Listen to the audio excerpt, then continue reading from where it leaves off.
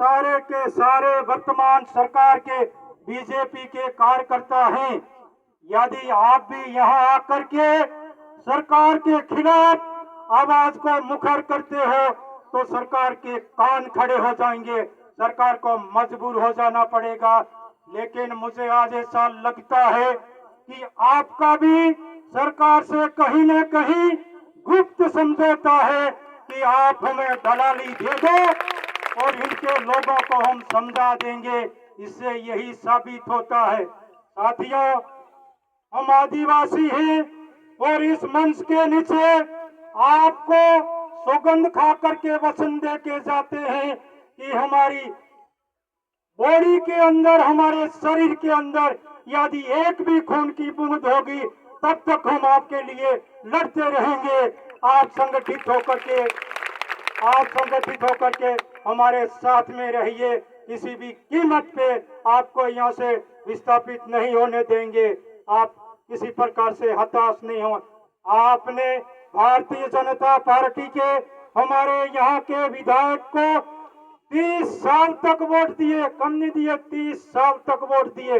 मैं बाबूलाल जी की पंचायत का व्यक्ति हूँ, इसलिए मैं बाबूलाल जी को ठीक से जानता हूँ। हम बाबूलाल जी को वोट कम से कम देते हैं, ज्यादा नहीं देते, क्योंकि बाबूलाल जी बेईमान व्यक्ति है। जमीन पे कम दिखता है, जमीन के अंदर ज्यादा है। आज यदि मोहड़वा के लोगों ने आपने उनको पलकों पे बिठाया है, सर पे बिठाया है, आपके वोट से राजस्थान के कैबिनेट मंत्री बने हैं।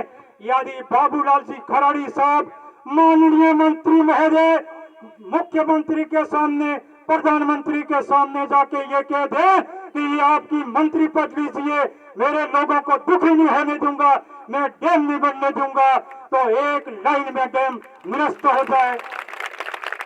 लेकिन बाबूलाल जी की मंशा बिल्कुल ठीक नहीं है।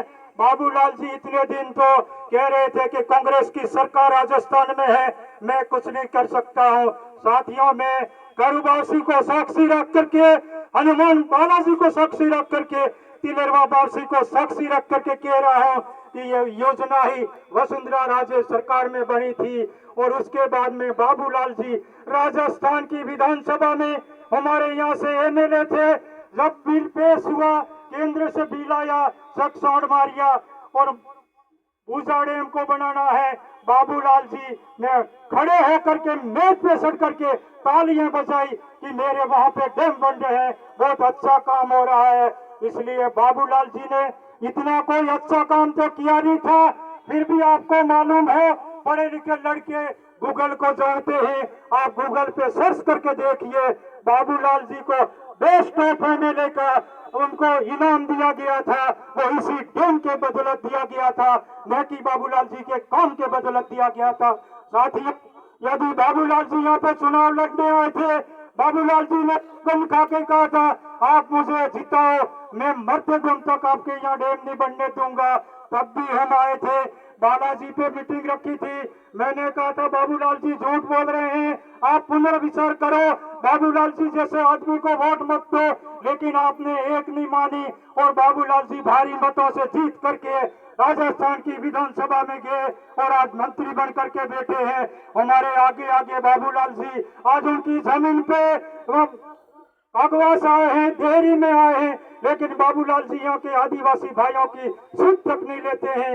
इतने झूठे आदमी हैं, इतने निकम्मे आदमी हैं। मैं आपको एक कहानी के माध्यम से आपको भली भांति समझाता हूँ कि एक पुराने जमाने में आदमी हलवानी लेने गया था, जिसको हलवानी भी कह सकते हैं और कुह भी कह सकते हैं।